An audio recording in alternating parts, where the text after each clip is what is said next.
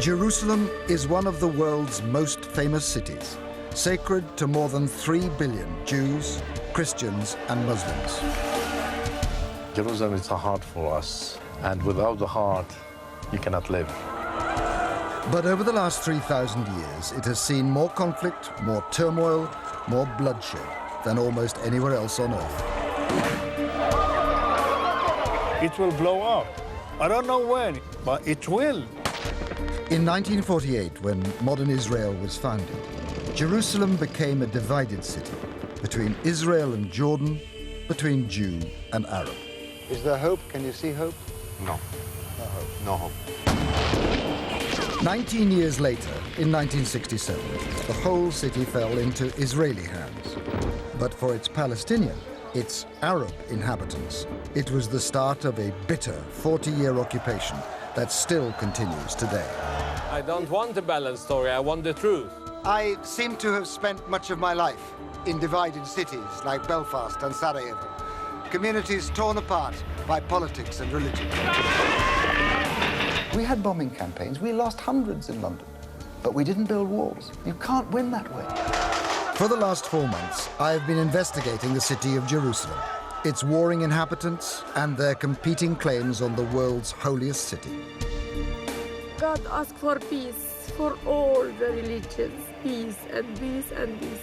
By the end, I want to try and find some basic building blocks on which a future peace might be built. I'm Paddy Ashdown. Very nice to see you. And put them to senior figures on both sides. Thank you very much. Because I know that unless a solution is reached over Jerusalem's future, there can never be peace in the Middle East.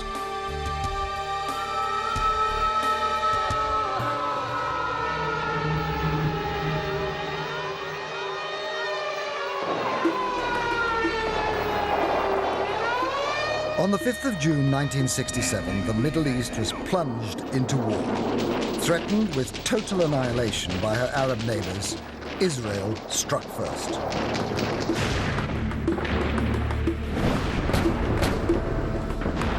In just 6 days, the Israeli army destroyed the combined forces of Egypt, Syria, and Jordan, and conquered the Gaza Strip, the Sinai Peninsula, the Golan Heights, and the West Bank, more than tripling Israel's size. On the third day of the war, the Israeli army entered the old city of Jerusalem and captured its biggest prize, the holiest site in Judaism, the Western Wall. This was the first time in 2,000 years that Jews had been in complete control of the holy city of Jerusalem.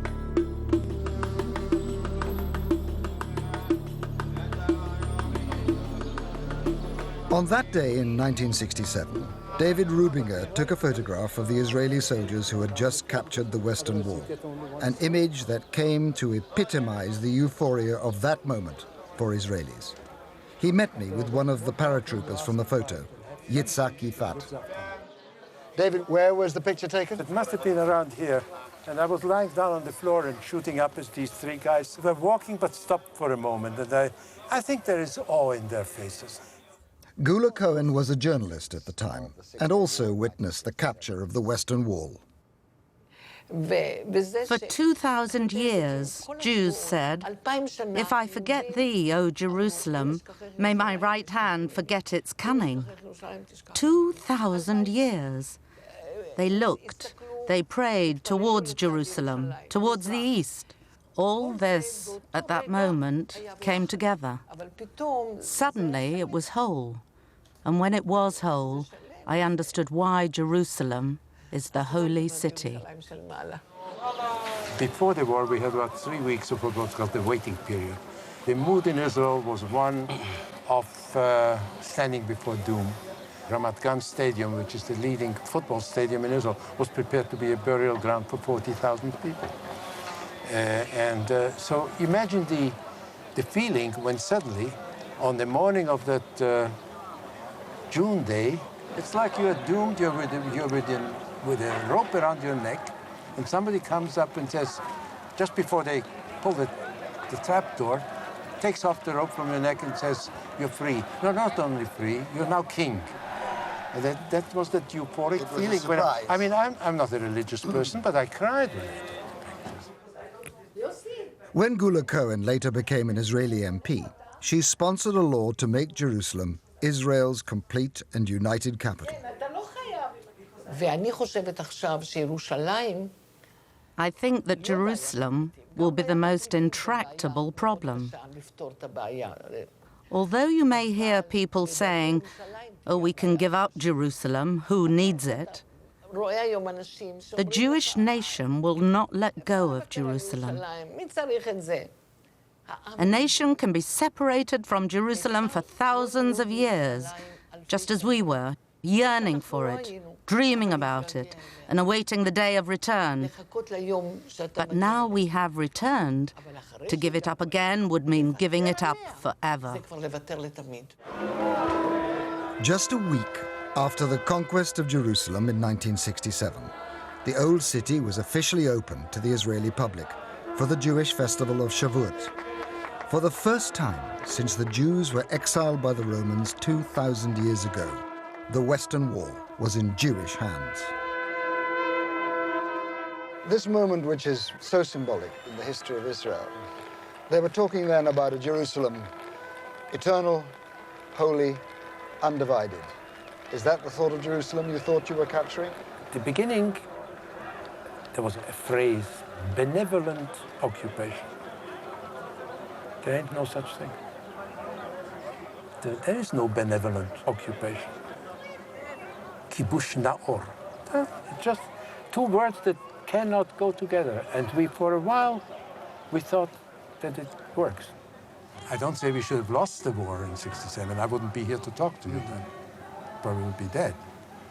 But we won, but the outcome was a little bit too messianic.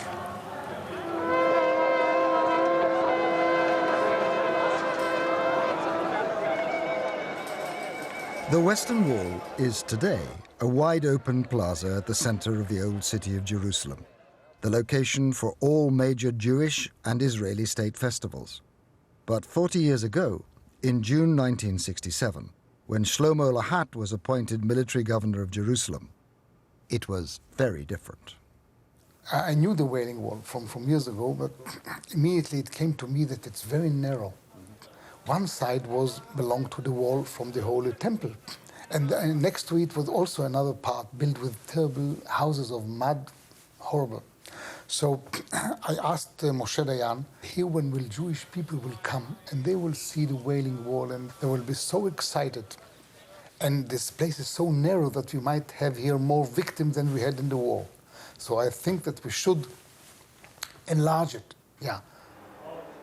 Aisha Masloui and her brother Abu Marwan were two of approximately 1,000 Palestinians who, in 1967, lived on the Western Wall Plaza.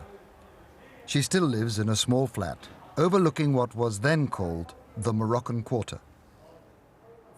And how many rooms did your house have? My house is very big. We have 5 rooms and bathroom and 2 kitchens. And the most beautiful in our house is the garden. You had gardens there as well? Yes, in that time we have garden. These houses were in terrible shape, done from mud and stones. Sure. You see, Every house had the two rooms, yeah, with a small kitchen, nothing. who lived there? What? Arabs, yeah. Poor people, of course, very poor, yeah. How many in your family, Aisha? We are 8 children, and my mother and my father.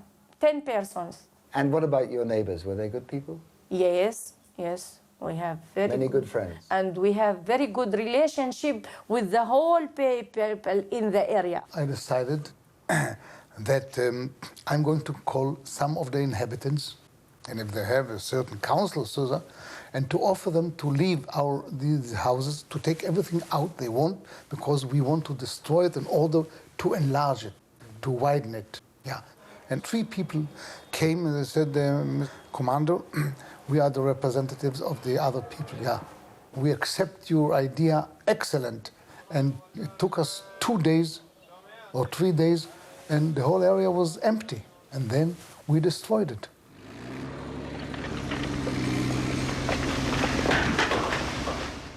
Israeli journalist Uzi Benjamin has done a detailed study of the destruction of the Moroccan Quarter in 1967.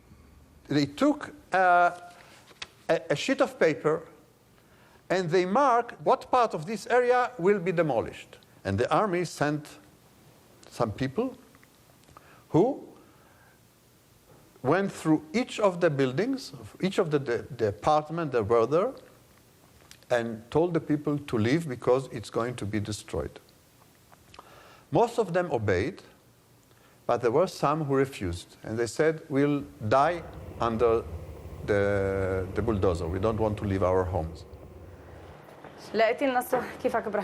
Aisha wanted me to meet one of her former neighbours. She told me he had some old photographs of the Moroccan Quarter. A small road to enter until the Moroccan gate in the wall.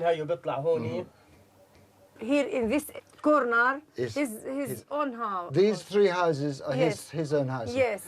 Look this. According to historical records, the Moroccan Quarter was built on land donated after the Crusades 800 years ago, under the terms of Jerusalem's oldest Islamic charitable trust. The final decision to destroy it was taken by senior members of the Israeli government. Shlomo Lahat was put in charge of the operation. There were 135 houses there, in which lived something like 1,000 people.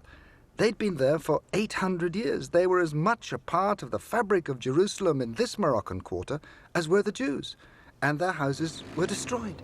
There was a school, there was a mosque, there were 135 Mosque I didn't houses. destroy, and I didn't destroy any mosque, first of all. Secondly, I mean, I didn't enforce them to do it. I offered them. If they would say no, I wouldn't take them. It dates from the time of Saladin's son, and they were removed. They were removed Excuse me, from no, here. no. When they start to use this bulldozer at the beginning, the people believe they want to open a road to make the area a little more. They didn't believe they will destroy the whole quarter. And how long did they have to get their things out of the houses? There's many people, they didn't take anything because they haven't time. So they left just in their clothes? Yeah, many families, they went by the clothes. There was no consultation with the Arab side. It was a one-sided decision by the Israeli authorities who consulted with themselves. The people who lived in the quarter got a very short notice that something is going to happen. The final decision was taken on Saturday morning, and it took place actually on Saturday night. Here's what I understand happened. People turned up with loudspeakers, and they were told to leave. They didn't have time to remove their goods. No, this is not true. This is a lie. Yeah. All the area know one woman, she didn't hear, and they found her body after. But the Jewish say after 30 years, they write in newspaper, they found 3 bodies. There was one old Palestinian woman who died. Her name was Haja Rasmiya Ali Tabaki. The army who went into the houses and asked the people to evacuate it missed her. And she was found under the demolished buildings, and she died. Is it not true that they found 3 bodies there? Old people who couldn't get out in time or didn't hear? A lie. We didn't find any one dead person. This is a lie, I'm telling you. This is not true. Yeah. Aisha wanted to take me onto the plaza of the Western Wall to show me where her family home once stood. But whilst I could enter, she was barred by the Israeli police.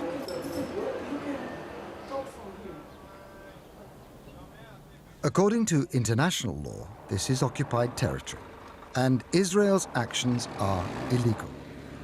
The Fourth Geneva Protocol, of which Israel is a signatory, forbids the destruction by an occupying power of any personal property.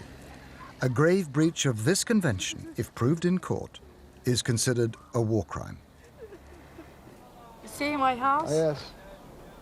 See, down. Look down. Yes. You will see my house. This is your house here. This is a big hall now. No house. And when the quarter was there, this was full of houses all the way Yes. through the Wailing Wall. Full of houses until where they are standing. Did you understand why I wanted to widen the Wailing Wall? Of course. Yeah. Of course. It was narrow, it was terrible. But what I don't understand is how, to do that, you could obliterate a community, a Moroccan community that has been as much a part of Jerusalem's history for the last 800 years as the Jews had been. The Wailing Wall is much older, first of all. Secondly, the country, including Jerusalem, originally was our area, was our city. Yeah, our holy city. The Holy Temple was built by Jews, not by Muslims. The destruction of the Moroccan quarter in June 1967 was the first major act in the Israeli occupation of Jerusalem, and it began a new battle for control of the city that has now lasted 40 years.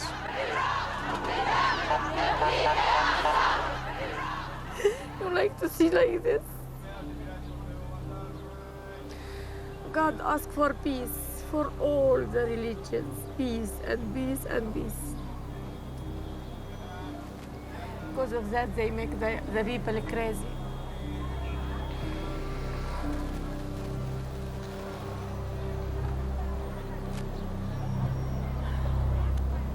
Come, Aisha. Thank you for coming with us. You are welcome.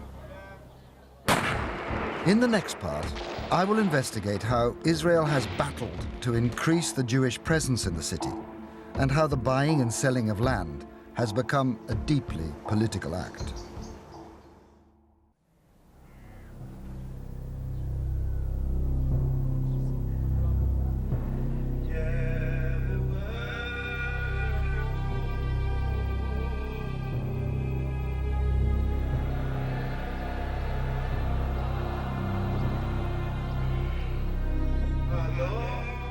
For Jews worldwide, Jerusalem is at the heart of their faith. It is the site where King Solomon built the original temple almost 3,000 years ago. Jerusalem is the place from which the Jews were exiled by the Romans after the temple's final destruction in AD 135. And it is the city to which they prayed for the next 2,000 years, yearning to return. Until the middle of the 19th century, Jews remained a small minority in Jerusalem. Then, numbers of Jewish immigrants escaping persecution in Europe began to arrive. And with the rise of Zionism, Jews quickly became a majority.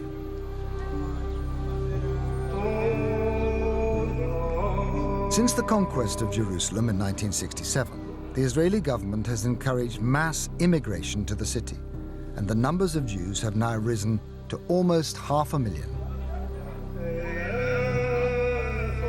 Jerusalem was always the symbol of where Jews wanted to return to, of repatriation, of ending exile, of going home. So Jerusalem had, both on a religious level and a national level, the status of the ultimate goal, of the destination, of the homecoming. When modern Israel was founded in 1948, the surrounding Arab states were hostile to the huge waves of Jewish immigrants and declared their intention to annihilate them. A key battleground was Jerusalem. After a brutal and bloody battle, the eastern part of Jerusalem, including the Old City, was captured by the Jordanian Arab Legion. In 1948, when the city was divided, when the old city of Jerusalem was outside of Jewish hands, there was built into that situation a sense of getting almost to the finish line, but not quite there, of something incomplete, of interrupted history. Chaim Zelnicker's family first arrived in the city from Germany 200 years ago. During Israel's War of Independence in 1948, he was one of the Jewish fighters who fought for control of the Old City with the Arab Legion. It was a terrible war, fight day or night. synagogue after synagogue. I wounded 4 times. I lost a piece of my leg. From 150 soldiers, 70 was killed, the rest was wounded. For my friends, what I was together in the war, from 34, only 7 stay alive.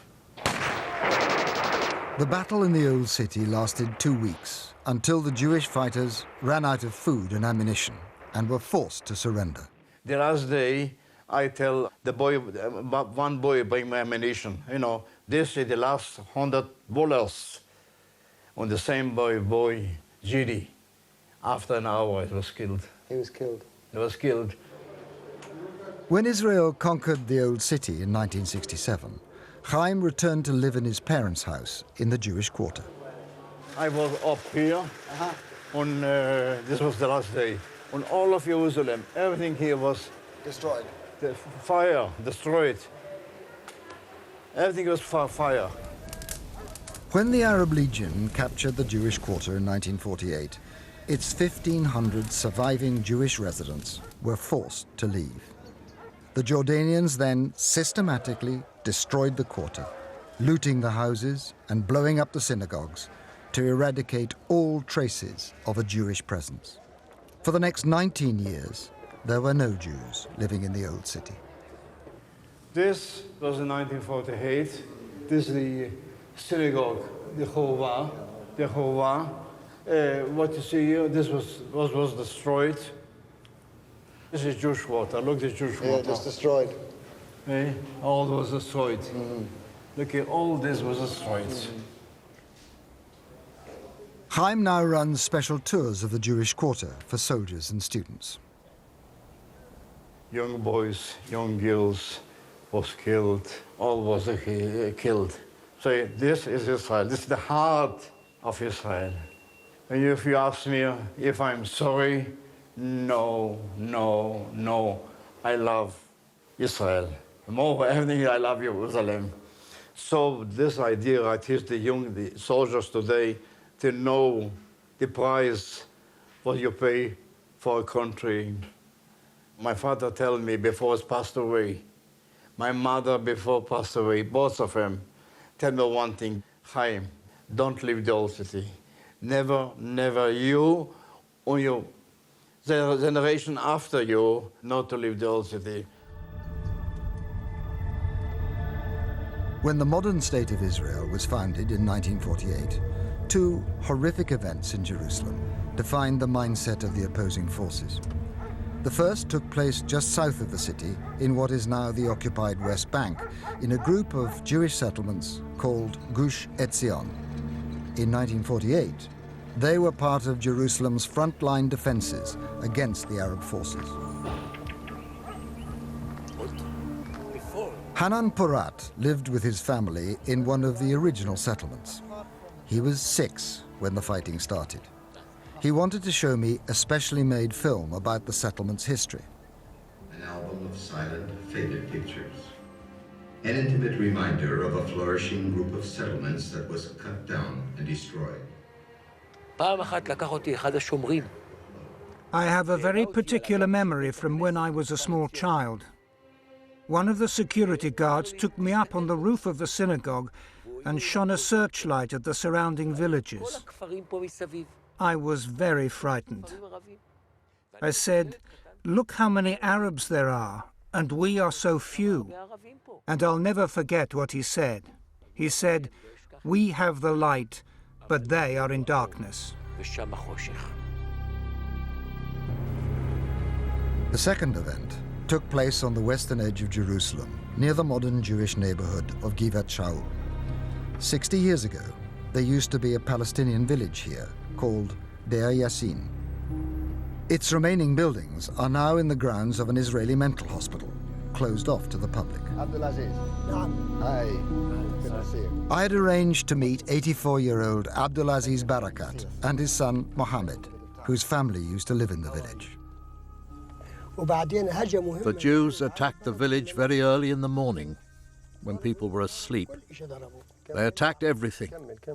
Those people from Deir Yassin, my uncles, some fled, while others were killed by the Jews. On the 9th of April 1948, a force of Jewish fighters attacked the village. My grandmother was killed. So was my uncle and my cousins and other relatives. Many people were killed in the village, not all together, but all over the village. How many altogether were killed? I know that the number was 92 people. My cousin told me. He has a list of the names. The villagers were taken by surprise. They were asleep. Men, women, children, anybody they could find, they killed. Those people came in with one intention, to kill everyone in the village. 5 weeks after the massacre at Deir Yassin, the Jewish settlements at Gush Etzion were surrounded and cut off from Jerusalem. Hanan Parat had already been evacuated with the other children. Our soldiers fought until the last bullet. At the last minute, they realized they were defeated as they saw there was no hope. They were rounded up by the Jordanian troops and told they were to be photographed before being taken captive. They lined the men up, and suddenly the order was given, Atba el Yehud, kill all the Jews. 129 of the Jewish fighters were killed. The Arabs stormed the settlements, plundering, destroying, uprooting, and burning everything in their path. The story of this massacre has become a symbol of Jewish heroic martyrdom in defense of Jerusalem. The date is now enshrined as Israel's Day of Remembrance. By the torchlight of the burning settlements of Etzion, the State of Israel was declared. But for the massacre of Palestinians by Jews at Deir Yassin, there are no memorials, no official anniversary, and the village doesn't even appear on Israeli maps. I believe there will be peace here soon, God willing, so we can get on with our lives and put all of this behind us and live together like we did before. Hanan, are you still the light and they are the darkness? Those Arabs who want to live here under Jewish Israeli rule, they are welcome. Those who want their own country, a national home of their own, can go to Jordan. After the Israeli victory in the Six-Day War in 1967, Hanan was able to return to Gush Etzion and re-establish the settlement, the first in the newly occupied West Bank.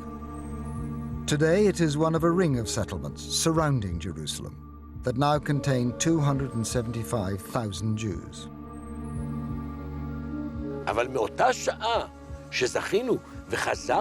Once we had returned to these lands, no one could then say to us, "This land does not belong to you."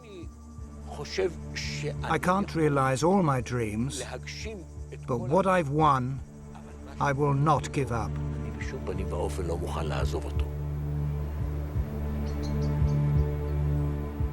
A year after the capture of the old city of Jerusalem, the Israeli government decided to set up a special company to rebuild the Jewish quarter. It still controls the quarter today. In 1948, the old Jewish quarter was taken by the Jordanians, yes?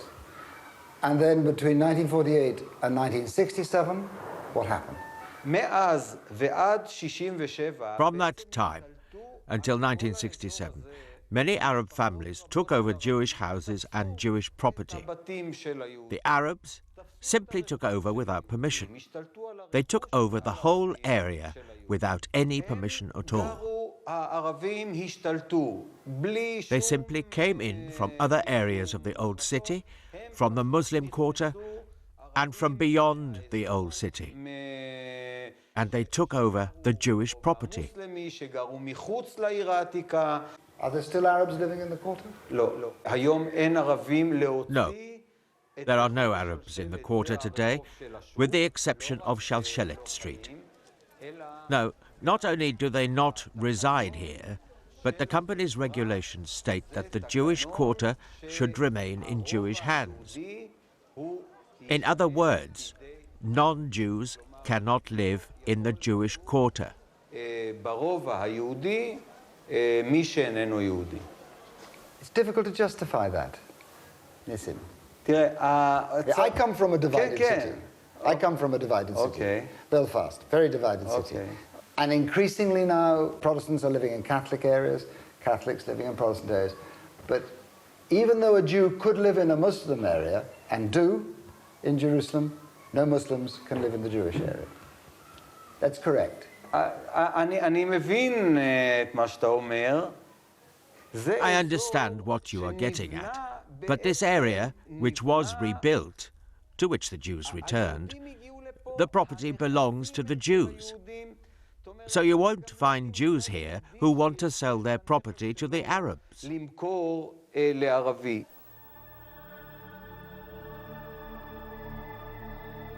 Today's rebuilt Jewish quarter is more than twice the size it was in 1967. Over the last 40 years, more than 75% of its land has been forcibly expropriated from Palestinians.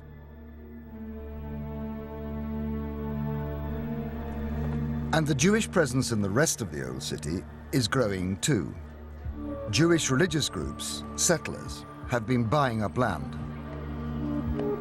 I arranged to meet a long-time inhabitant of the Muslim quarter, Kamal Akawi. You must see Mr. Akawi.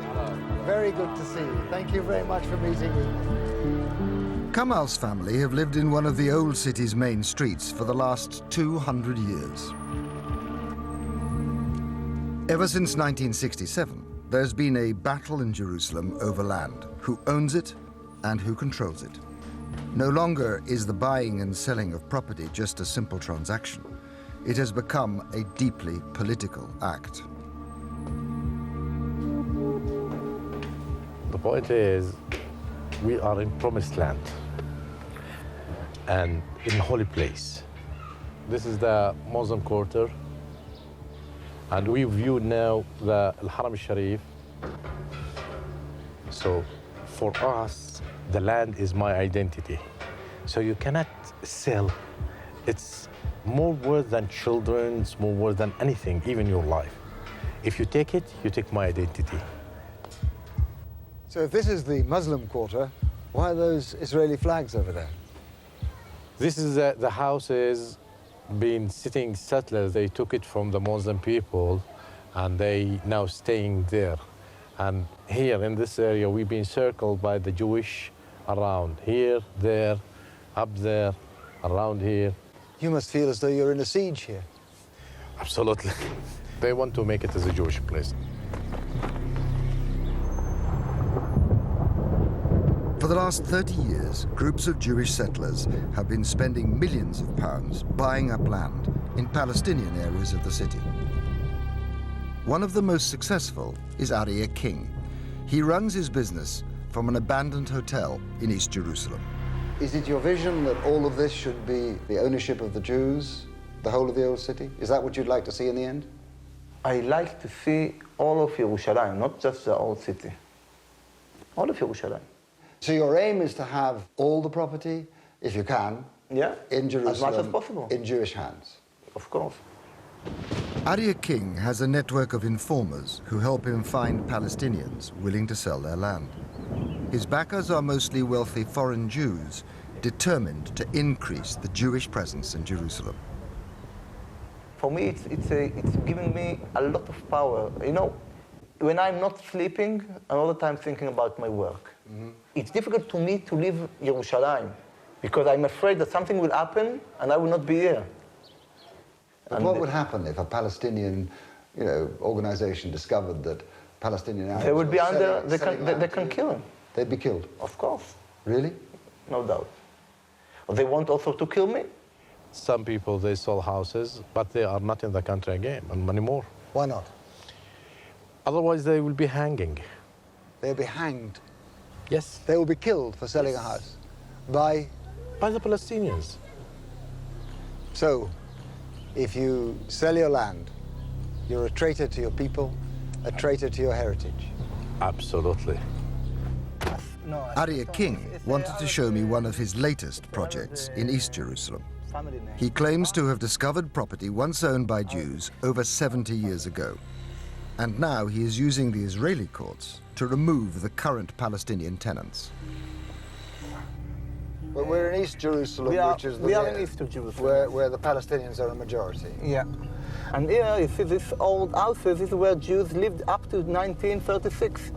And it's still in the process to pay the Arabs out because they are not the owners. The owners are still, were all the time the Jews. You see the Arabs still living here. You see the woman just now went out. The question was if we are able to take them out. And at the end of this area, will there be no Arabs living in this area? God wish. Come on, what's that up there? It looks like a camera. Yes, there is two cameras. One camera is belong to the police, and the other camera is belong to the settlers there. And they just watching the people that are coming up on the roofs, and they trying to find out what the people trying to do here or whatever. So you're constantly being watched? All the time, 24 hours.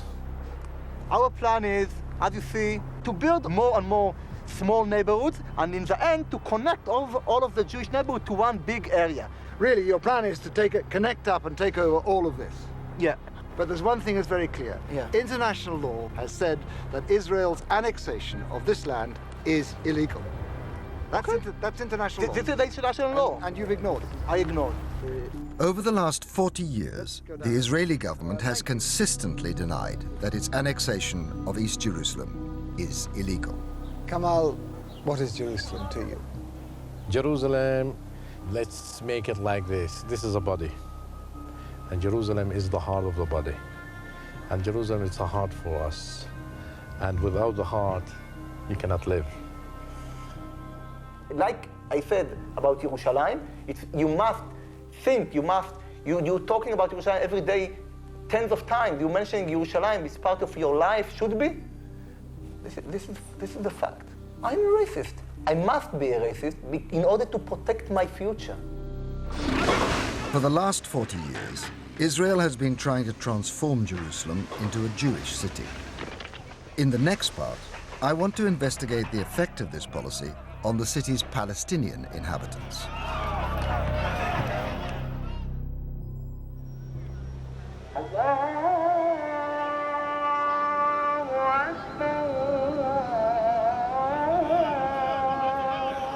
"40 years after Israel conquered Jerusalem, a bulldozer enters a Palestinian district of the city. Kader Atun arrives as the Israeli government begins to destroy his house. Unable to obtain a permit, he built it illegally.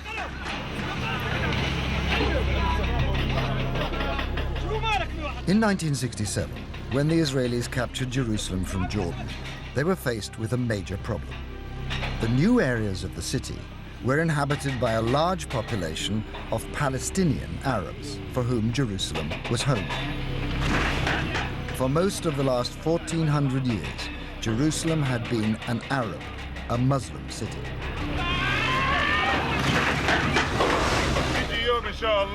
A day will come, God willing, when Muslims will be triumphant, and the Jews will cry blood, not tears.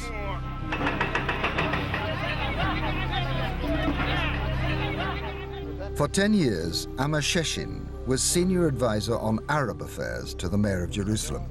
He later wrote a book about the Israeli plan to transform Jerusalem into a Jewish city.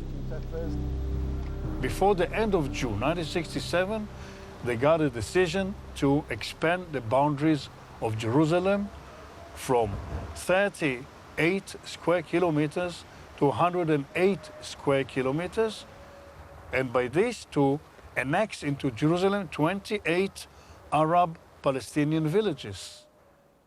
The city's new boundaries excluded major areas of Palestinian population and included vast empty spaces, ready for Jewish settlers to move in.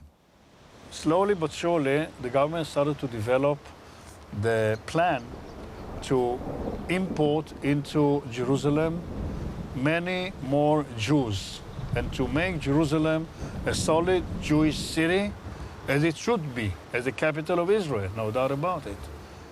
Immediately after 1967 war and the reunification of the city, a census was conducted, and the census said at that time that the ratio between Jews and Arabs in Jerusalem is 74% Jews and 26% Palestinians, Arabs. Ever since, official Israeli government policy has been to maintain this Jewish majority in Jerusalem at the expense of its Palestinian inhabitants.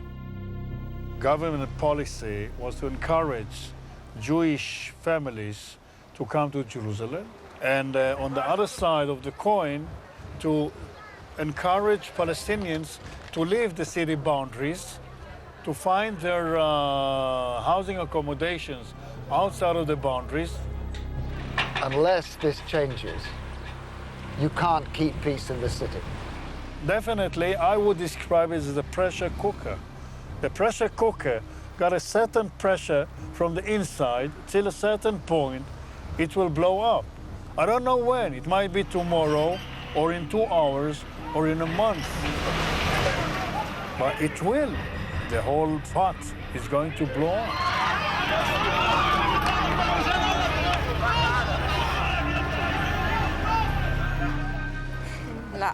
Gwyn Lewis of the United Nations Commission for Humanitarian Affairs is compiling a report about the effects of 40 years of Israeli rule on access to Jerusalem for Palestinians.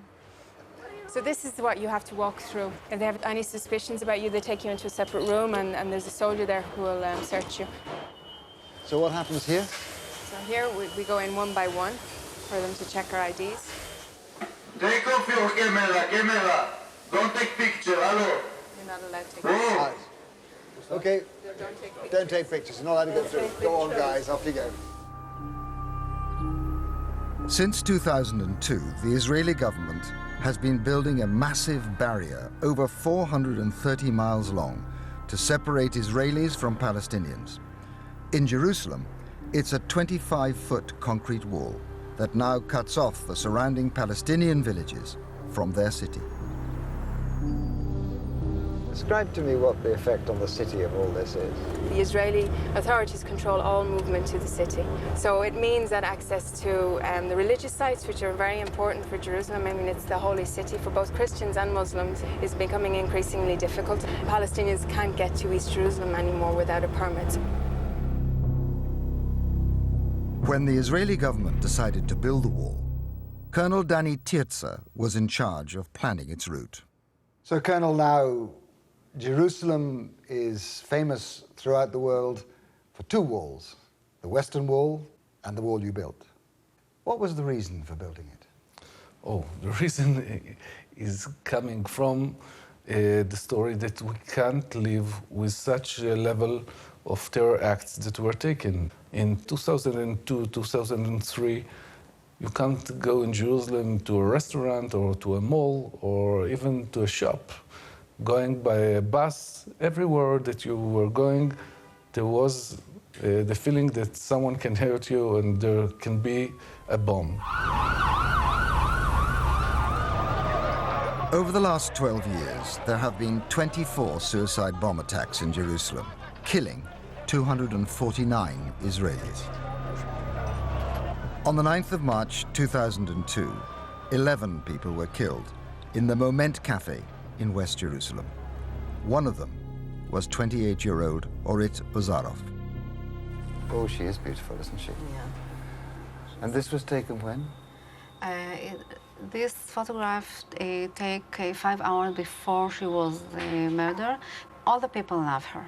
Her friends that took this picture say that at that time she was very happy. She never believed that in this place something like that will happen. That's the tragedy, that Orit never believed that something will happen. But here you are sitting, what, 4 yards, 5 yards from where she was when she was killed by the suicide bomber. Yeah, this is the first time that I'm sitting here. I never come here. First time you've been back This is the first time that I'm sitting here. takes a lot of strength to come Yeah. in. Dali, you have paid the price, the most terrible price, for lack of security.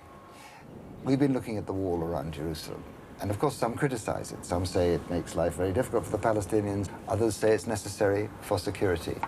What do you think?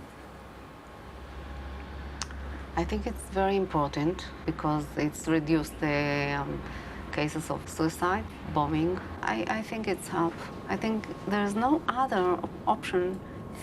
Do you think that if the wall had been built when Ohrid was murdered, it may not have happened? I don't know. I don't know. I don't want to think about it. I don't know. We lost daughter, we lost friends, we lost lover, we lost... I understand. Jerusalem's new wall is now almost complete, cutting the city off from the rest of the occupied West Bank. Education is a huge issue because you have children crossing the checkpoint who cannot be accompanied by their parents because their parents need a permit. At any age? Yes. And when there's closure, when there's a security incident, everything gets closed down and these 4-year-olds are stuck on buses without their parents. And I mean, we had something like 100 days of complete closure last year where people could not move at all. What can we do if the Palestinians use children 7 years old with a bomb or explosives inside his school bag? We have to check them because sometimes they carry munitions, and we understand that everyone is suspicious. Anybody can cross into the Palestinian area, that's no problem. But if you're Palestinian and you want to leave, then you need to apply for a permit with the Israeli Defense Forces, so with the military. And you have old people being picked up occasionally by ambulances, which is very expensive, that will bring them to the checkpoint. They will get out of the ambulance, and then there'll be an ambulance to pick them up on the other side. Sick and infirm. Yeah. We're finding that patients are being sent back because a soldier at the checkpoint is deciding who can get through the checkpoint. We tried building walls in Belfast. I was there as a soldier on the streets of Belfast. They didn't work. And I'll tell you why. Because the modern concept of security is not about walls and collective security. It's about common security, that you and your enemy share the same destiny, so as you can create the kind of society that won't have suicide bombers. Now, that's why walls have never worked. Why do you think yours will? It's not London here. London is away from North Ireland. Here we live just near the Palestinians, and we understand that if they won't come and take out terror attacks inside Jerusalem, we have to close their way. We're going to go through a checkpoint now, which is only for the residents of this area.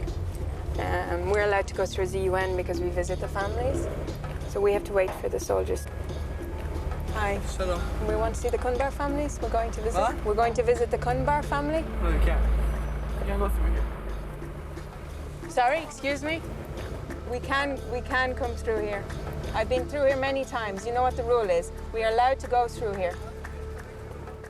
I speak as somebody who believes that Israel's right to exist is unquestionable and implacably oppose all those who would wish to see this state annihilated. And this feels to me like a mistake, a big mistake. It will deepen the anger in the hearts of the young men who are acting as terrorists against you. Excuse me. I'm sorry we can't speak your language, but listen, surely the UN has a right to go through. The UN has an absolute right. Yes, absolutely. The UN has an international right. Listen, I'll speak to my captain. Well, let me tell you that you are now... I'll speak to my captain. This is a matter of international law. The UN has a right to go through here. Without being checked... You need to talk to us to let you go through, okay? Well, then you're... I listen to my captain, it's not to you. You want to go there, go whatever. No, we're staying here. Stay, I don't care. I don't think it's going to help you. I don't So what do you suggest? Well, there is a suggestion, which is what we had to do in Northern Ireland. We had to say, we understand the Catholic population have been discriminated against. We understand that they have no future. So we have to give that to them. We have to bring them in. There we go. We're off. We had bombing campaigns. We lost hundreds in London. But we didn't build walls, and we didn't overreact to the provocation of our enemies. And now, after 35 years, it's been very tough. We have peace in Northern Ireland. We have to give a solution how people can live today, how my children can go to school. And this solution that you suggest is for long term. It's not for today. Although the wall has split the city in two, the divisions between the two communities run much deeper.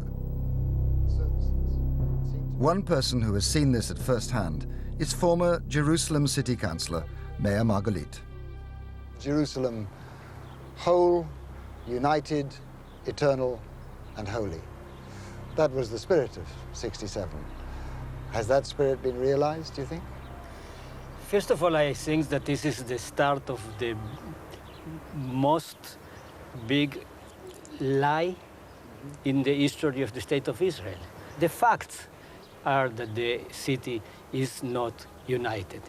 You can just walk on the streets of East Jerusalem and compare it to West Jerusalem to understand that we live in two different planets. 33% of the population in Jerusalem, the Arabs one, they get just 10% of the municipal budget. The meaning is that there is segregation. It's not another word. To say that there is a racism in the municipal policy is not easy for me. That is the truth.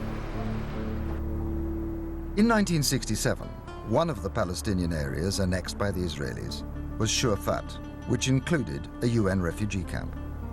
The route of the new security wall will soon surround it, cutting it off completely from the city.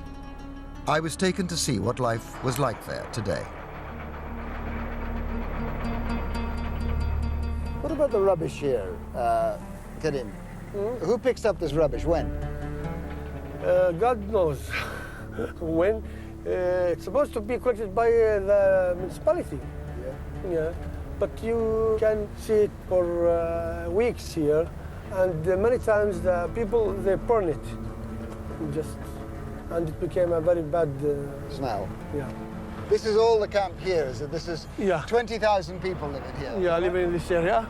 And very crowded houses. You can see there is no space to get air. But these people, most of them will have jobs, most of them will not have jobs. And most of them, they don't have jobs. Most of them, they just... and here's the wall going down here. Yeah, and if you... and then all the way around there. Yeah. And into the distance. And the wall. So here we have 20,000, maybe more people crammed into this space. Yeah. No living room, no playground. No. No ability to get into Jerusalem, except through checkpoints for an hour and a half. And what, 300 meters the other side is a large Jewish settlement where people have 4 times the salary, ready access to Jerusalem, plenty of space to grow, hospitals, schools, services. Here, no hospitals, no schools, no services, no job. No job, no hope. No living space, no hope. No. And this thing won't help you. Yeah, in the end, it won't help you. Yeah. They may think it will, but it won't. The job of a government is to serve all its people. Does the city council serve all its people equally? No. From a legal point of view, Palestinians are not citizens like me, like the Jewish, they are just residents. And this is a very vulnerable status. So from the start, the Palestinians are not in the same level. Until 1976, the Israelis allowed Palestinians to build houses quite freely in this area. But when the Palestinian numbers began to grow, the municipality clamped down with some ridiculous consequences. Now we will enter this house. We still moved in the municipality borders of Jerusalem. So these steps are in Jerusalem? We are still in Jerusalem. And therefore we're in Israel? Yeah. Yeah. Now we enter to the West Bank. But how does the man living in here get into his house?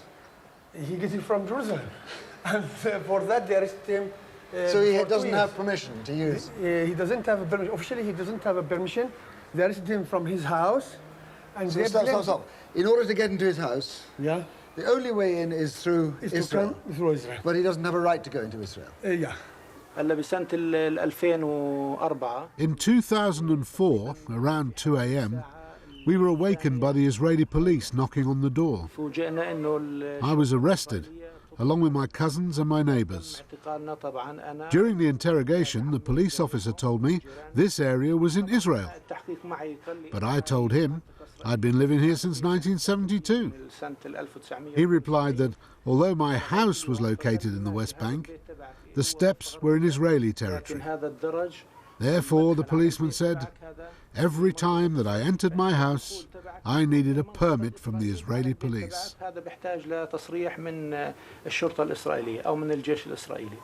So every time you come up your own front steps, you are officially breaking the law. Yes. So every time we go in or out of the house, we are officially breaking the law as far as the police are concerned. And when we use those steps to try and visit that house over there, we are officially breaking the law. But just I want to confirm. First, the Israelis gave you permission to build this house. Now. Yes. They gave me permission for that. Secondly, having given you permission, you can't have permission now to go into your own house through your own front steps without breaking the law. Yes, for sure. It's a mad world.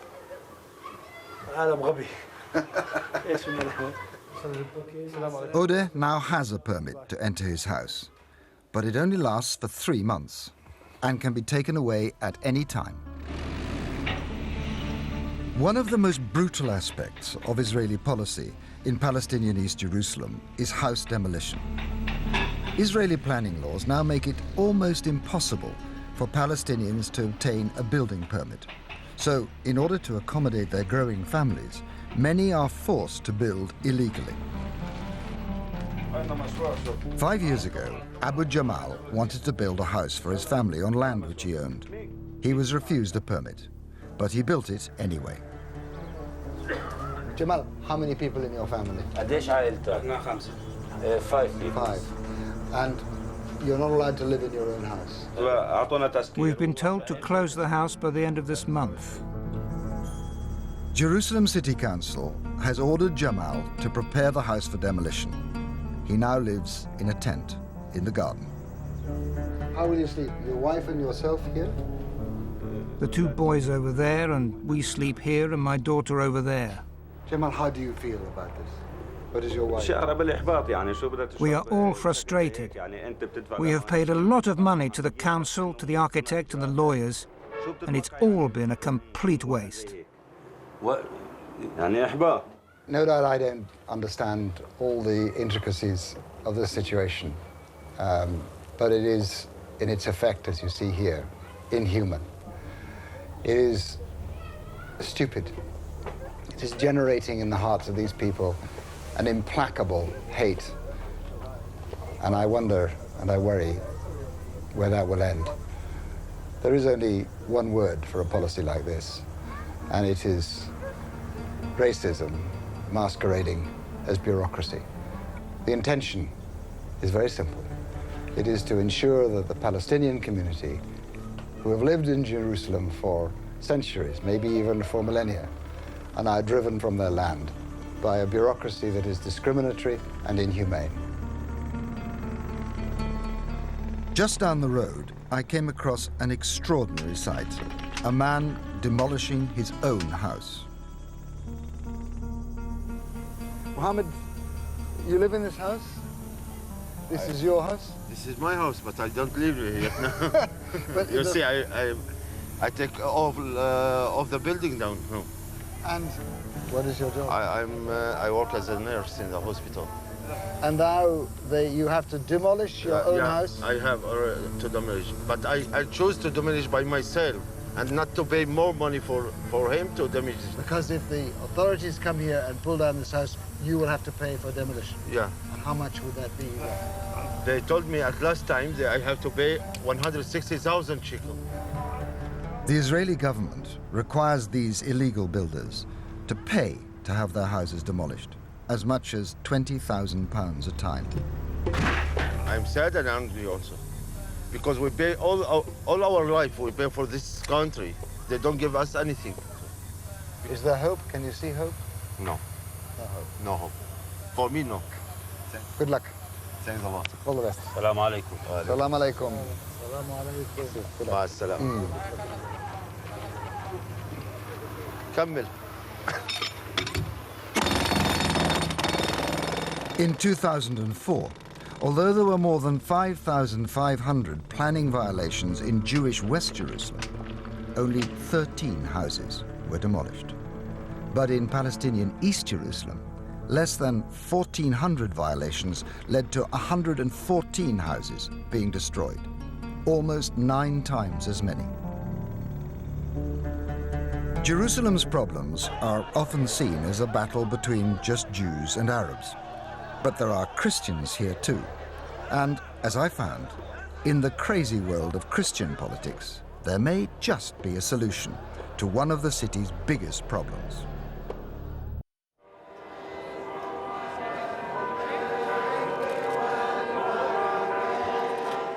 Every Easter, thousands of foreign Christians travel to Jerusalem to witness the Passion of Christ. In huge parades through the Old City, they relive the central story of Christianity, the last days of Jesus, when he was arrested, paraded through the streets, and crucified. But today, Jerusalem's Palestinian Christians are in crisis. Their numbers are dwindling, their power is waning, and they are riven by scandal. 2 years ago, the largest Palestinian Christian denomination in Jerusalem, the Greek Orthodox Church, was struck by a devastating scandal. It involved the selling of prime Palestinian land to Jewish developers. The secret sale of one of the old city's most prominent landmarks, the Imperial Hotel. So, Mr. Jari, what's been done here? Tell me the story of what happened with this hotel. You know, unfortunately, I woke up, it was on March 18th, 2000, I got a phone call from the Israeli broadcast and saying, Mr. Dajani, had a glass of water and sit down. And then he told me, your hotel has been sold. I said, what? He said, yes, this is the latest Ma'arif issue. Go down and buy the newspaper. So I went down and bought the newspaper, and there was the big manchette that this has been sold, along with 18 shops. The deal was done in such a way, a secret of the way, that nobody knew about it. The Greek Orthodox Church is one of Jerusalem's biggest property owners. But for its Palestinian congregation, the sale of any church land to Israelis is regarded as treason. This patriarch is a betrayer. I told him now, when Judas betrayed Christ, he went and committed suicide. He should go and commit suicide too. After the scandal broke in 2005, Mr. Dajani discovered that his secret buyers were a group of religious Jews. And so they went, how may I say it, behind your back? Yes. To the Greek Orthodox Church? Yes. So they've been after this property 10 years now, trying to get it from the Dajani family. Corruption involved? There must be somebody, you know, who sells his soul for few pennies. I think it was corruption, and I think now the Interpol is after him to get him to tell the real story. A former church employee is now wanted for embezzlement, and with accusations of the irresponsible mishandling of church property, the patriarch himself was deposed. But this scandal was not just about the selling of land. There were other, more fundamental issues involved. The hierarchy of the Greek Orthodox Church is almost exclusively Greek, whereas its congregation are Palestinian Arabs. For the last 100 years, they have been trying to take control of what they regard as their church and prevent the selling of any more Palestinian land. The people who are controlling the patriarchate behaves as a national group, as a race group. that they are Greek and this is a Greek heritage and they should secure it. We just want to have our rights in this patriarchate, to be represented in this patriarchate. And also, we need this patriarchate to be a part of the situation in Palestine. And this church should be for the people, and the people here are suffering. In August 2005, in an attempt to resolve the crisis, a new patriarch was appointed. He has agreed to meet me. We have been struggling since more than 100 years. So I want you to ask him this question. He has promised us, since he was elected, that he will do changes in this patriarchate. But nothing happened. He promised us. Now 2 years. So if you can ask him this question. Patriarch, thank you very much for seeing me today. I'm very grateful to you for giving me your time. And do you find it understandable that some of your Palestinian congregation really believe that to have a vast majority of your congregation Palestinian and only a tiny proportion of the large number of senior clergy, not a single Palestinian, they're all Greek? Do you find that strange? Would you like to see that change? No, it's not. There is nothing strange. On the contrary, we have brothers here from, we have a good number of brothers from the locals. Now we have a bishop, and there was another one who passed away. Amongst and, how many would there be in total? In total, it's 18. Out of 18, one Palestinian? That's right, yes. You don't understand the feeling of concern in the congregation that there aren't more Palestinians in the senior clergy, that they're all This Greeks. is not the problem. The problem is... They think it's the problem. No, I don't think so.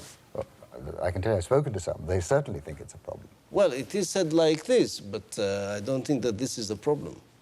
We are working on this. So, we have already started. Forgive me, but can you give me some idea? Is it 1 year, 2 years, 5 years? No, it's a millennium? No, come on, it's very soon. We are working on this. Within a year or so, do you think? Less than that. Less than that? Of course. Some of your flock are saying to me that they're very unhappy at the way that the land from the Patriarchate has been managed, particularly since the Israelis came here in 1967, and that these balances should be public, they should be transparent. Of course, it must be known. Well, this is why, not yet, because I don't have full numbers. We are in the process now just to present the revenues and the expenses, etc., because it is very important. Don't forget that this was what has happened. It was part of the crisis of the Patriarchate. So you think the moral image of the Patriarchate has been damaged in this process? A lot. There was a great damage done to the image of the Patriarchate. Corruption? Was there corruption? Well, it was part of it. There was corruption? Of course there was corruption. That's right, yes.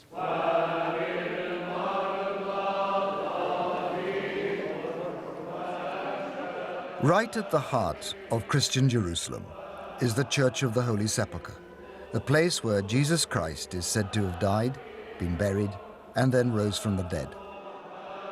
For the last 1600 years, control of this church has been fought over by rival Christian groups. In an attempt to stop the violence, in 1767, the Ottoman rulers issued a decree establishing a status quo that divided the church between the various groups. Father Athanasius is a Franciscan monk who monitors this agreement for the Catholics. There are altogether 6 churches involved in the status quo. There are 5 that have rights within the church, and there's 1 church that has rights on the roof. But the status quo itself froze the situation at a given point in time. Exactly. That situation having been previously decided by the Sultan in Constantinople. It wasn't previously decided by the Sultan. What happened was the churches themselves were fighting over control of various shrines. At some stage or another, 1 church would have prevailed. Mm-hmm. For instance, this area here behind us, called the Arches of the Virgin, we claimed that, and the Greeks claimed it. What happened was the Greeks gained control of it. There was real fighting? I mean, physical, there was some physical fighting, violence, yes. Between the monks? Between the monks. Wow. Anybody injured? There have been injuries, yes. Killed? Not that I know of. Today, this status quo agreement is epitomized by an ancient ladder perched on a balcony above the church's entrance. This was used as a balcony. You see, in times in which I think you couldn't enter or exit the church without paying taxes to the Muslim authorities, the Armenians would come out onto this balcony to get a bit of air. So the Armenians keep the ladder there, I think, is proof that that niche is there. So this rather curious and untidy ladder outside is there to say this is an Armenian balcony. Exactly. The status quo agreement is an extraordinary, bizarre, and sometimes ridiculous system. But amazingly, it actually seems to have worked, and for the last 240 years. For all the fact that, it may seem odd, for managing holy real estate, it works as a system. There are occasional problems. There are things that are difficult to resolve. But large parts of this church, there's no disagreement. But can what operates here in this church provide a clue as to how to solve Jerusalem's biggest, bloodiest, and most intractable problem of all? Who controls the Temple Mount, the Haram al-Sharif?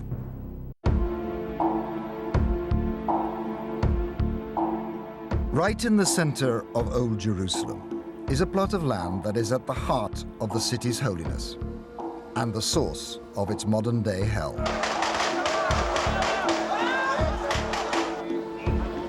For Jews, it is known as the Temple Mount, the site of the original Jewish temple, built by Solomon over 3,000 years ago, rebuilt by King Herod, and destroyed by the Romans, a place Jews pray to every day.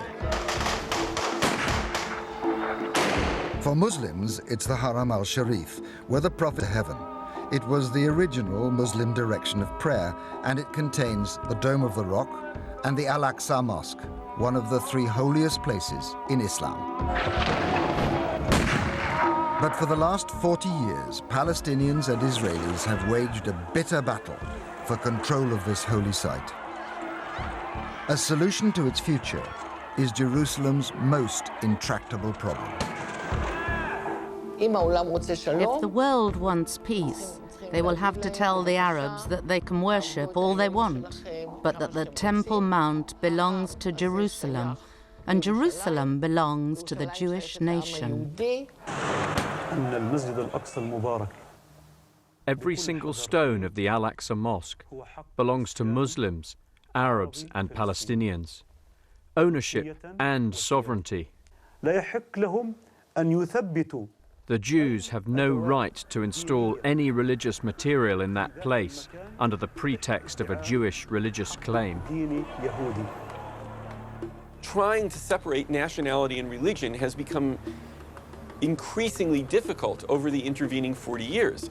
On the Muslim side, Islam has increasingly replaced nationalism as a defining ideology, even among Palestinians, such that the site has become a symbol for both Islam and for Palestinian nationalism. It's become a site that's more and more a flashpoint for tension between Israelis and Palestinians. The Jewish attack the Muslims! In the prayer, they're attacking the prayer! On the 9th of February 2007, the latest episode in this 40-year battle broke out, when an Israeli bulldozer began to excavate an ancient ramp leading up to one of the holy site's gates.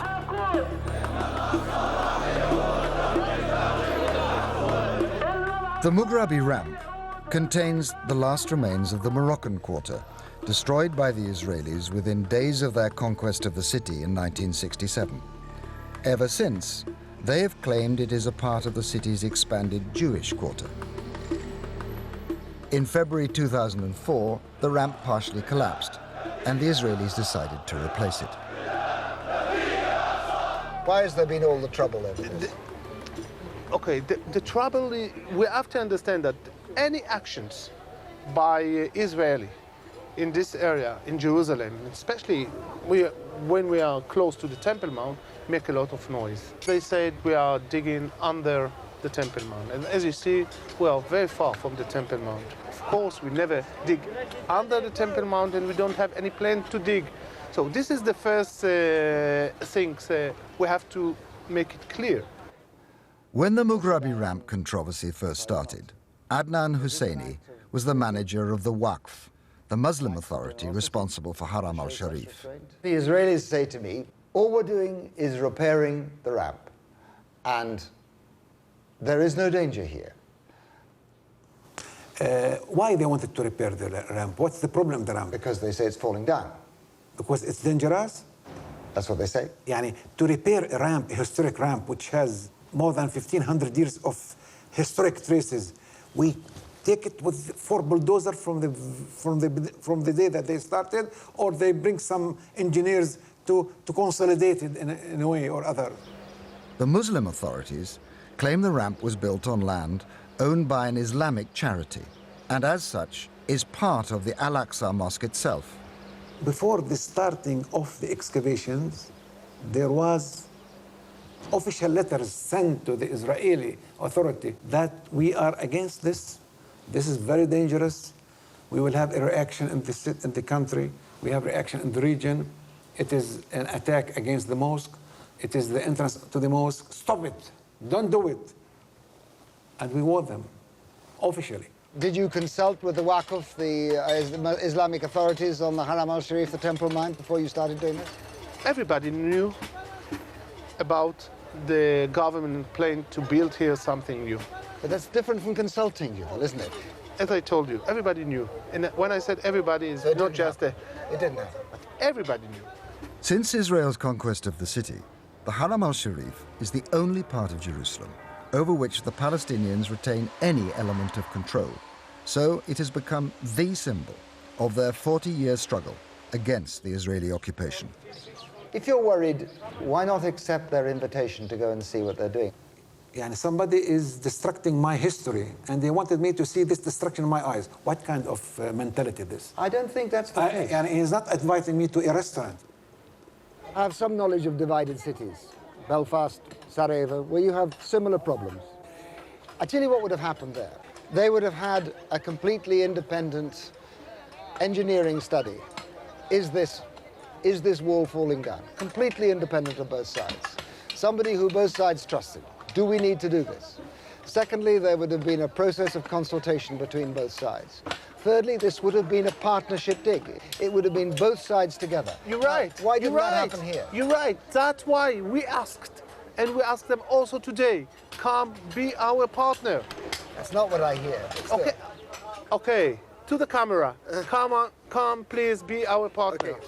But what happens if, before they started the work, the mayor had written you a letter saying, please, Mr. Husseini, come and let us have some consultation? Would you have said yes? Not consultations. I will come to explain my point of view. Ah.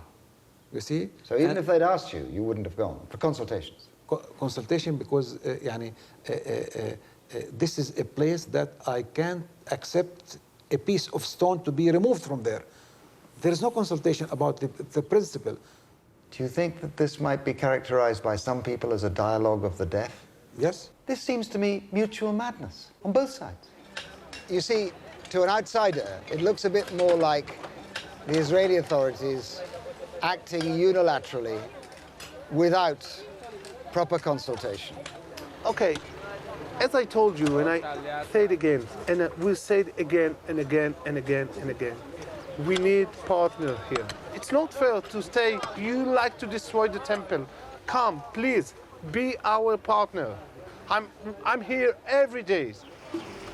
Over the last 40 years, countless incidents on both sides have created a climate of suspicion and distrust. On the 21st of August 1969, an Australian Christian set fire to the Al-Aqsa Mosque and destroyed it. At his trial, he claimed to have been told to do so by God in order to enable the Jews to rebuild their temple. Ever since, Muslims have been convinced that he was an Israeli agent. On the 28th of July 1981, the Muslim authorities discovered a tunnel leading under the Dome of the Rock itself. Groups of religious Jews had been secretly digging. One of them was Rafi Eitan, now a government minister. At the time, nobody knew. And I told the people with me not to tell anything to anybody. Rafi Eitan was part of a team digging a long tunnel under the Muslim quarter of the old city to expose more of the original Western Wall. I helped them because of my standing as advisor to the Prime Minister, and also because of my curiosity. During the digging, they uncovered the entrance to another, more ancient passage that went under the Temple Mount itself. According to the archaeologists that I brought in, it was no doubt the tunnel for the priests. Therefore, we knew that we could be between 10 to 20 meters from the Holy of Holies. And then the Arabs came from the top and they put cement, and it is locked and blocked up to this very day. Some people could say, Rafi, it was a very irresponsible thing to do. Well, I'm irresponsible, but I'm a minister now. How you describe it? You see, what I discover here is a climate of suspicion on both sides, which is preventing peace. Are you sure that your tunnel didn't contribute to the climate of suspicion that is now preventing peace? Look, we have done nothing, only to discover the gate in the Western Wall and the door to tunnel number 30. That's all. And then the Muslim made shouting, they shouted, and the noise was a few days, and then it was out. Ah, but the echoes of that noise have gone down the years. Up to this very day. Up to this very day. Yeah, what do they say? The Muslims say, we know they want to destroy the Al-Aqsa Mosque. We know it because they tried to tunnel. Do you think that we wanted to destroy the Dome of the Rock? Rafi, it isn't what I think that matters. It's what they think that matters. You know, it's perception. In this country, perceptions are more important than facts. And the perception is that your tunnel was about destroying the Al-Aqsa Mosque. That's the perception. Well, I deny it, but I can't help their imagination. Okay, so this is their problem. And you don't feel responsible for that? No. In November 1996, the Muslim authorities began renovating an underground mosque on Haram al-Sharif. When they dug a new exit, many Israeli archaeologists were outraged as they claimed the excavations were deliberately destroying Jewish artifacts from the time of the First and Second Temples. Here is several pictures showing the enormous pit which was excavated in front of the subterranean structure of Solomon's Stables.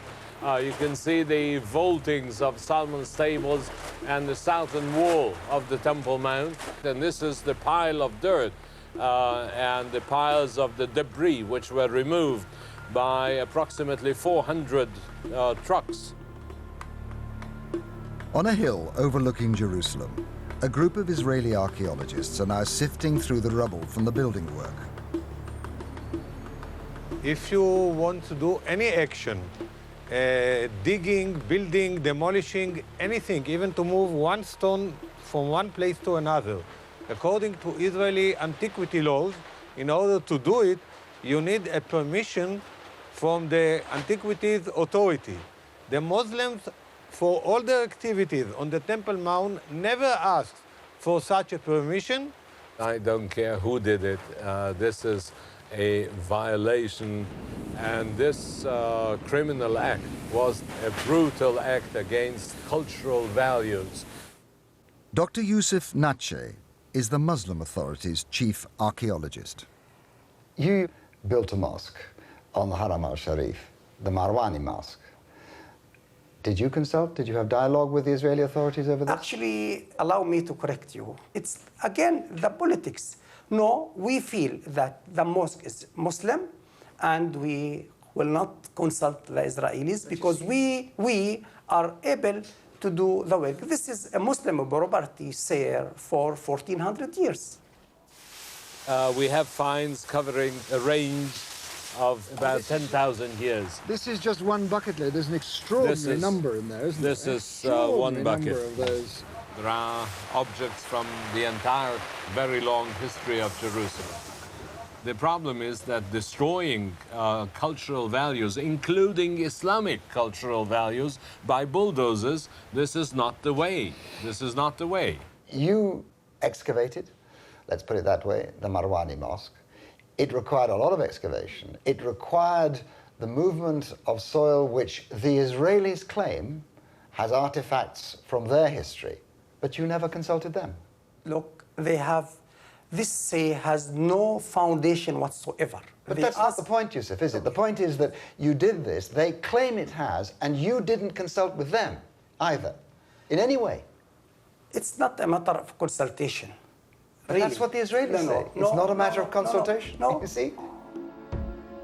For the last 7 years, there have been no formal contacts between Israeli and Palestinian archaeologists.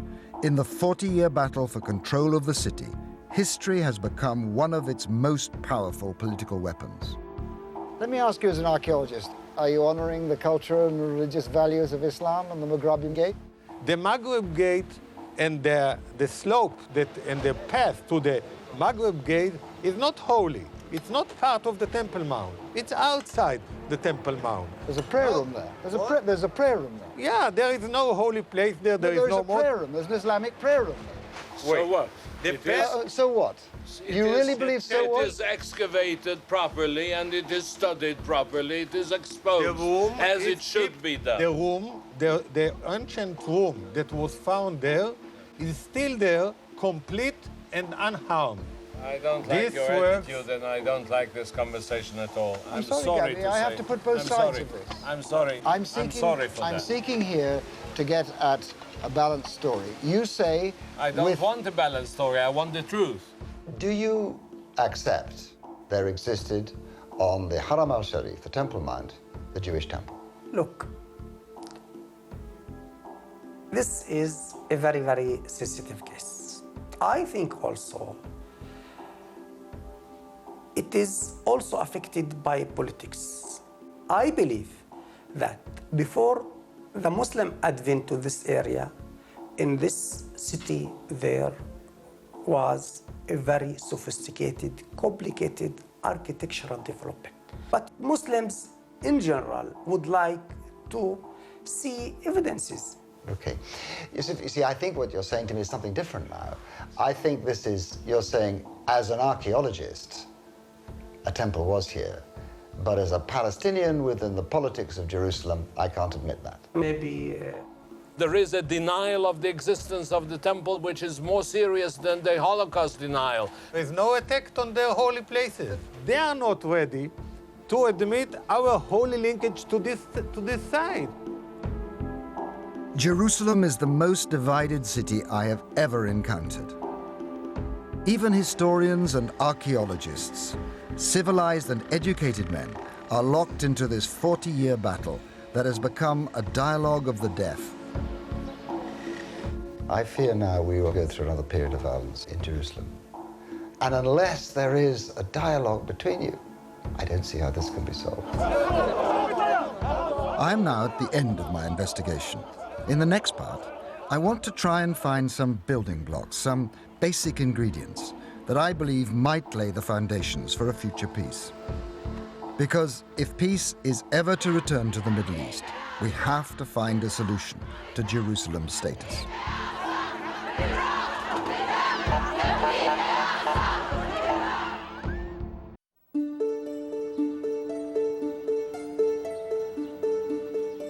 Over the last 4 months, I've been investigating the world's holiest city, Jerusalem, and why it is at the center of a bitter conflict that threatens the future peace of the Middle East.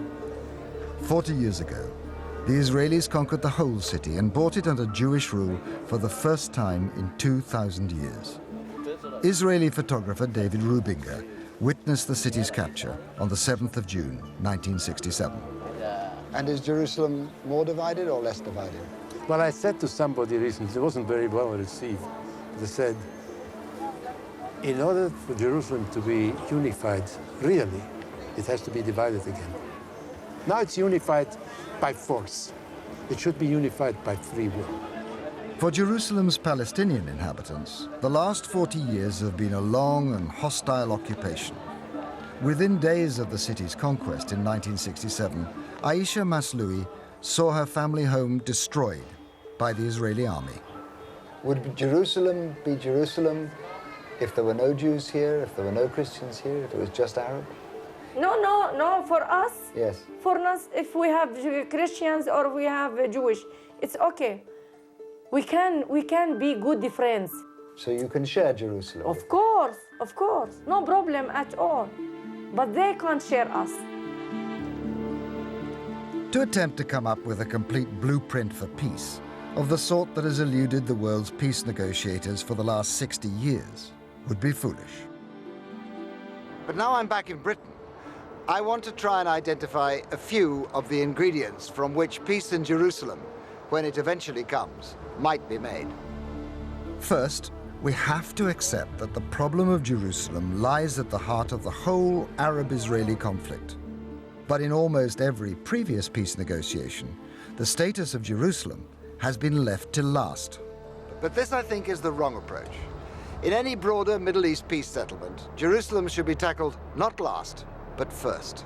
I think a solution for Jerusalem is doable. And it's doable either by one city, two capitals, two capitals, one city, two municipalities with another municipality, whatever arrangements. All the arrangements the day after is doable and possible because I want the Israelis to be my partners in the future and they want me to be their partner. So Jerusalem, in my deliberations and negotiations, turned out to be doable more than any of the other issues that has to be done at the same time. I don't know. I cannot make prediction. For us, Jerusalem is, in a way, the essence of why we came here. It's our birthplace. I think that the answer is not about mechanics, whether Jerusalem is put to the end or at first. It's about the nature of our counterparts.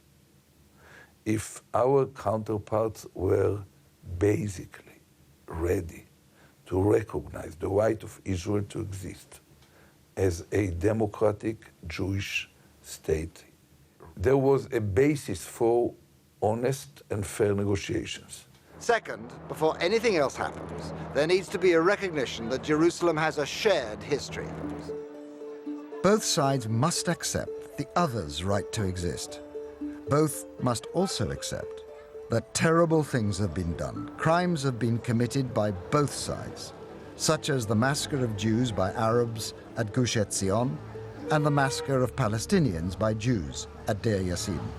If we are to condemn Kfar Etzion, which we must do as a massacre, we must also condemn Deir Yassin, must we not?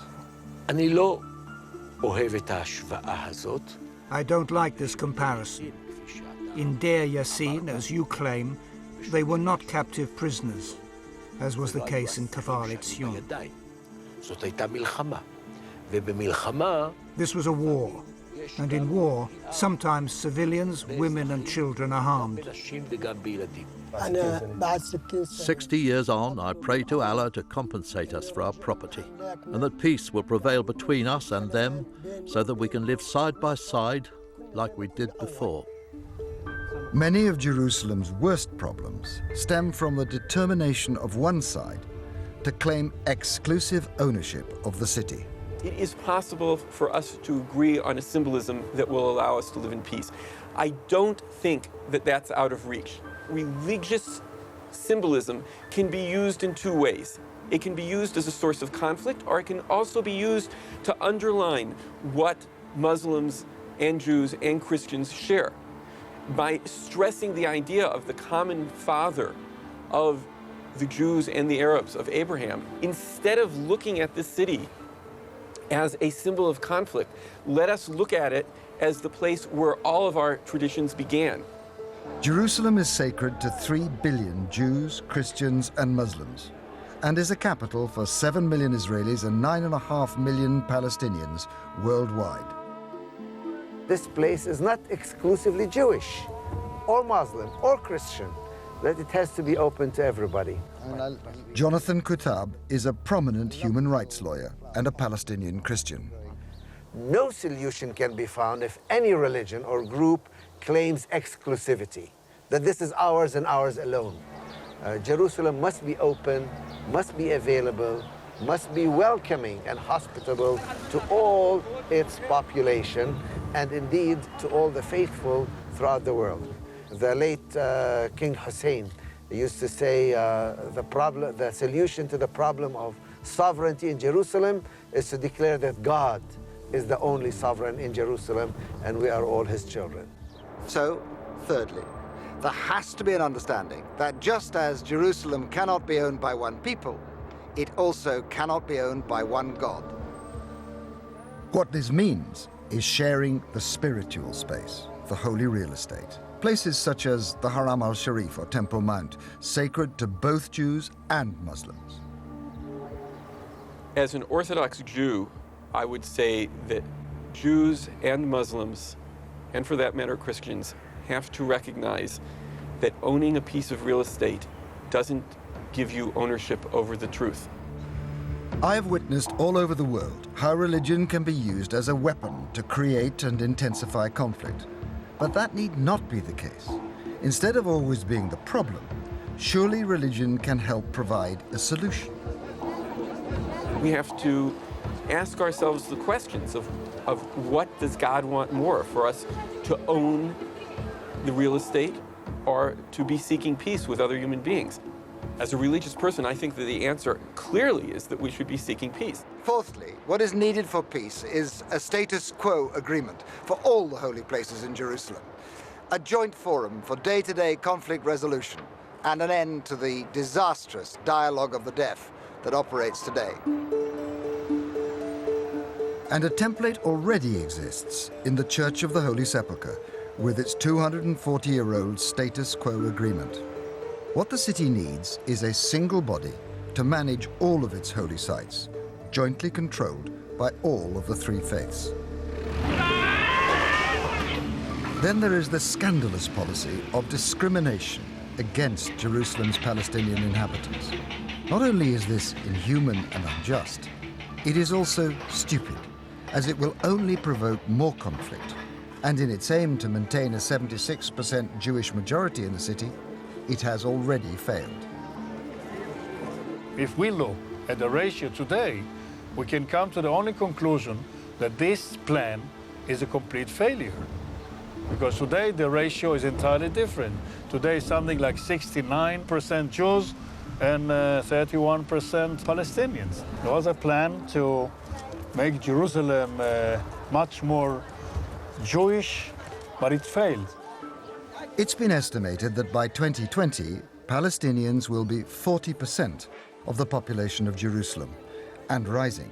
So surely it would make more sense to accept the inevitable now that both Israelis and Palestinians have a right to live in Jerusalem and to be treated equally and fairly.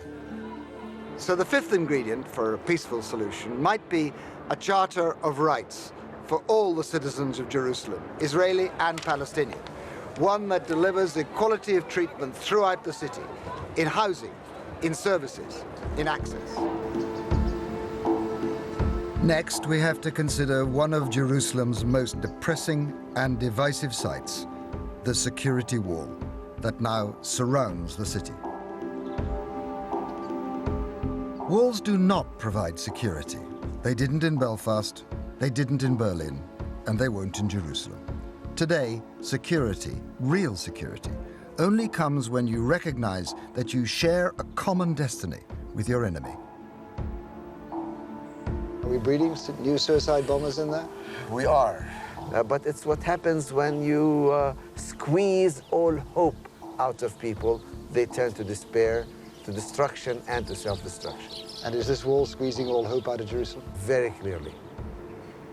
So if we are to have a sustainable peace, the wall must come down as part of a broad agreement which includes a firm and binding commitment to end all terror attacks on Israeli citizens.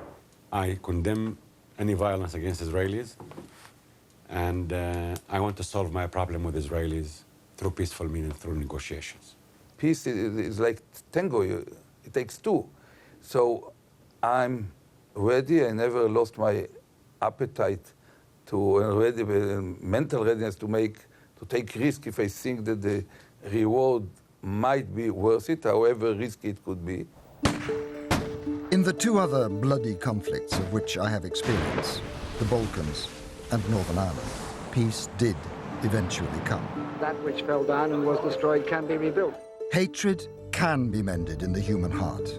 Sworn enemies can find peace. In March 2007, Jerry Adams and the Reverend Ian Paisley, after 38 years of bloody conflict, were able to agree to share power in Northern Ireland. I want to begin my remarks by welcoming the statement by Ian Paisley. Finally, we need to realize that building peace is a process, not an event.